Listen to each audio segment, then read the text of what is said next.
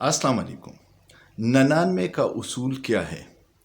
कहते हैं कि पुराने ज़माने में एक बादशाह ने एक दिन अपने वज़ीर से पूछा कि यार ये लोग इतने मेरे मुलाजिम खुश हैं और मेरे पास सब कुछ है और मैं परेशान हूँ, इसकी क्या वजह है?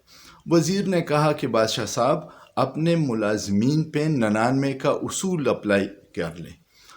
बादशाह ने कहा 99 का उसूल क्या है? उसने कहा रात को मैं आपको बताऊंगा।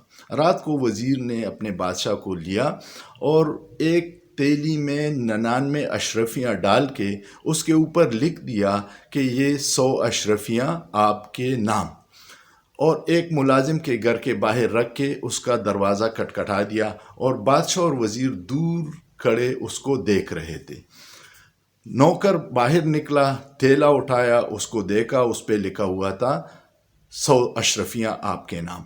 वो घर के अंदर गया, उन्होंने अशरफियाँ गिनी है तो वो 99 निकल आई। फिर वो बाहर निकल आया और एक अशरफी ढूंढना शुरू कर दिया। इतने में उसको अशरफी नहीं मिली, फिर अपने पूरे घर खानदान वालों को बाहर लेके आया और वो एक अशरफी ढूंढने पे लग गए। उस पे सुबह हो गई, उनको अशरफी नहीं मिली। सुबह जब वो दरबार में आया तो परेशान, उसके बाल बिखरे हुए थे, आंखें सूजी हुई थी और उसने सारी रात नींद नहीं की थी।